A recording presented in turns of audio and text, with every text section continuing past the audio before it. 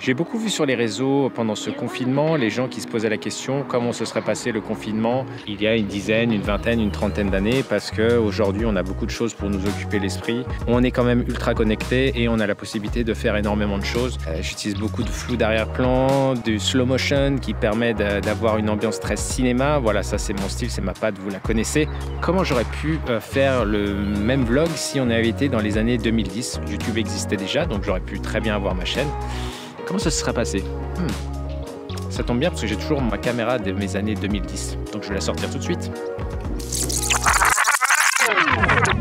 Voilà la caméra que j'aurais utilisée pendant ces années 2010 si j'avais vlogué à cette époque. C'est de la haute définition, mais c'est pas du méga Full HD 4K comme on est habitué à notre époque maintenant. Et donc comment je me serais débrouillé à l'époque, mais en style 2010? Voyons voir ça tout de suite.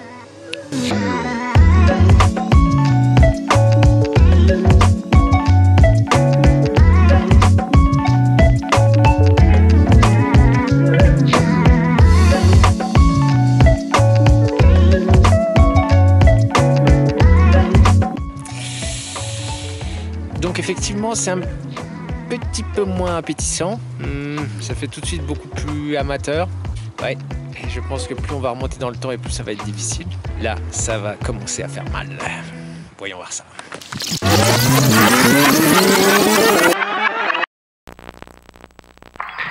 Nous voilà dans les années 90, alors plus on remonte dans le temps, plus la qualité de l'image, du son va se détériorer. Plus il n'y avait pas de stabilisateur à l'époque sur les caméras, donc dès que je bouge un peu, la caméra va bouger elle aussi. Donc c'est le calvaire.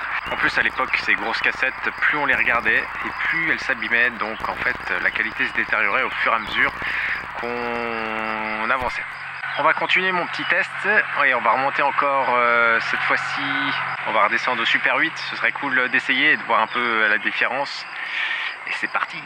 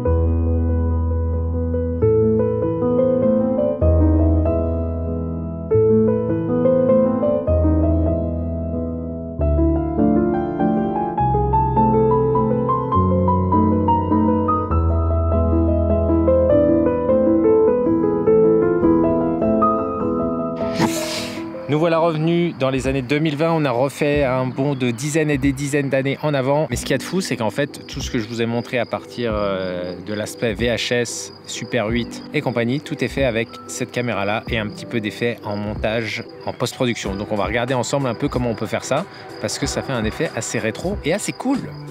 Alors, pour réussir cet effet old school au niveau de vos vidéos, il va falloir deux choses. La première, c'est une préparation avec l'appareil photo et une deuxième en post-production. Donc, il y a plusieurs choses à faire au moment où vous filmez. Il ne faut pas chercher à faire des mouvements très fluides. Il ne faut pas hésiter à bouger un peu la caméra de cette façon, de manière un peu plus brusque, parce que c'est comme ça qu'on faisait à l'époque. Il n'y avait pas de stabilisateur. Quand vous zoomez, c'est pas de chercher à zoomer de manière fluide, mais l'appareil faire des zooms un petit peu plus violents, comme si vous cherchiez une mise au point. De la même façon aussi, il faut désactiver l'autofocus de la caméra et tout faire en focus manuel parce que les autofocus, s'il y en avait à l'époque, n'étaient pas aussi précis que ceux de maintenant. Donc donner cet effet de chercher la mise au point, ça c'est pour la manière de filmer. Et enfin pour les réglages en interne de la caméra, diminuer tout ce qui est netteté de l'image au maximum parce qu'évidemment les caméras de maintenant sont beaucoup plus nettes. Autre chose, il faut mettre une cadence d'image assez basse plutôt chercher le 24 images secondes que le 120 évidemment. Et enfin, il faudra au niveau de la vitesse d'obturation pour la vidéo, faire en sorte qu'on puisse voir un peu le flou de mouvement. Voilà, si je fais comme ça, vous voyez ma main de manière assez nette. Si j'augmente la vitesse d'obturation, vous allez voir déjà un peu plus le flou de mouvement et c'est cet effet là aussi qu'on va chercher. En post-production, on va rajouter différents effets, que ce soit du grain et du bruit au niveau de l'image, soit rajouter des rayures comme s'il y avait la pellicule qui passait ou un projecteur, couper sur les côtés pour donner un effet 4/3. Moi j'aime bien rajouter aussi un effet comme si c'était un écran sur lequel on projetait l'image pour par exemple le Super 8. On peut également diminuer la quantité d'images par seconde, donc par exemple pour le Super 8 on peut passer à 17 images par seconde voire moins pour donner cet effet saccadé. Et enfin des réglages de couleurs au niveau de la saturation, les différentes couleurs qui ressortent ou peut-être faire un petit effet comme s'il y avait une image un peu délavée, voilà. Pour résumer, pour réussir un effet correct de vidéo à l'ancienne, c'est pas juste une image comme ça, il y a aussi une manière de filmer et ça c'est très important. Si j'avais pris les images que j'ai filmées à ma manière année 2020 et que je les avais transposées en Super 8, comme vous le voyez à l'image, ça l'aurait pas fait. Le cerveau aurait dit il y a quelque chose de pas crédible là-dedans. Si vous voulez que j'aille plus dans le détail dans le tutoriel avec des détails techniques sur les réglages spécifiques, etc.